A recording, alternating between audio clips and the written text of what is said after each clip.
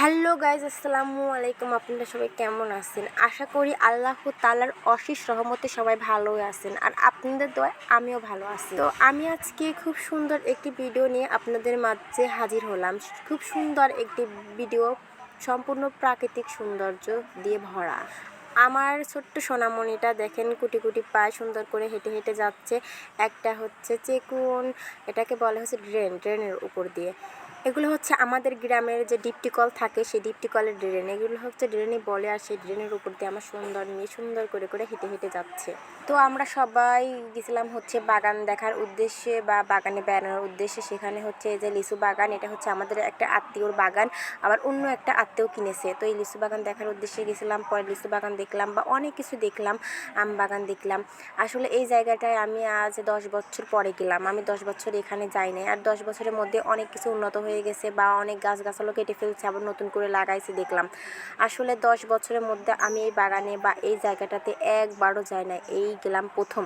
10 বছর আগে তো অনেক ছোট ছিলাম, তখন এর সাথে ওর সাথে যাইতাম, কিন্তু এখন 10 বছরের মধ্যে অনেক কিছু পরিবর্তন হয়ে গেছে, যার জন্য এদিকে আর যাওয়াই হয় না। এদিকে হচ্ছে ভুট্টার ক্ষেত থেকে 2টা ভুট্টা নিয়ে নিলাম আমার মেয়ের জন্য। তো হচ্ছে সে ভুট্টা অনেক বেশি পছন্দ করে, সে ভুট্টা পায় অনেক খুশি হয়ে গেছে, বলতেছে আম্মু চলো এখন যাই।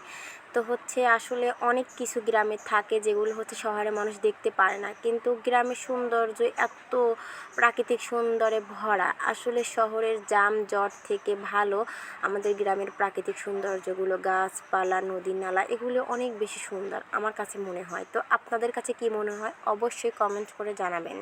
তো এদিকে আম বাগান দেখলাম, লিচু বাগান দেখলাম, ভুট্টা তুললাম। এখন দেখেন হচ্ছে এটা হচ্ছে কলা বাগান আছে, সঙ্গে হচ্ছে মেহগনি বাগান। আসলে এখানে অনেক বড় বড় বাগান, আপনি ধরেন যে এখানে প্রায় 10 বিঘের মতো জমি আছে, সবই বাগান, অনেক বড় বড় বাগান। দেখলে পরে ভয় করে, মানে সন্ধ্যার পরে এদিকে আসার মতো কোনো অবস্থা থাকে না। আর এখানে অনেক বড় বড় সাপ আছে, গুক্কু সাপ আছে, বাদারাল সাপ আছে। ছোটোবেলা যখন আসতাম তখন আমরা এই সাপগুলো দেখতে পেতাম, বা অনেক মানুষ ভয় দেখাতে যাস না, কিন্তু কামড় দিবি না, ওইদিকে যাস না।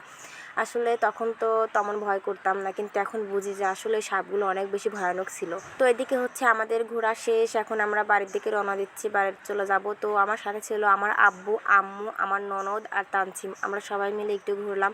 তারপর এখন বাড়িতে চলে আসার দিকে যে ধানের ক্ষেতগুলো অনেক বেশি সুন্দর লাগতেছিল। আস্তে আস্তে আমাদের প্রায় সন্ধ্যা হয়ে গেছিল। তো দেখেন আকাশটা কত সুন্দর লাগতেছে। আমি অনেক সুন্দর করে কথা বলতে পারি না, তো আমার কথা, আমার ভিডিও যদি আপনাদের কাছে ভালো লাগে একটু হলেও, তাহলে পরে লাইক, কমেন্ট, শেয়ার করবেন আর ফলো দিয়ে আমার পাশে থাকবেন। এই লিচু বাগানে হচ্ছে অনেক বেশি বাদুড় আসে, লিচুগুলো নষ্ট করে ফেলতো। তার জন্য দেখেন এমনভাবে নেট দিয়ে রাখছে, নেটে অনেকগুলো বাদুড় পড়ছে, আর সেই বাদুড়গুলো মারা গেছে। তো কী আর করবে, বিচারাতে লিচু খাইতে দিল না। তো সবাই ভালো থাকবেন, সুস্থ থাকবেন, আমাদের জন্য দোয়া করবেন, আমরা যেন নতুন নতুন ভিডিও আপনাদের মাঝে আপলোড দিতে পারি। আল্লাহ হাফেজ।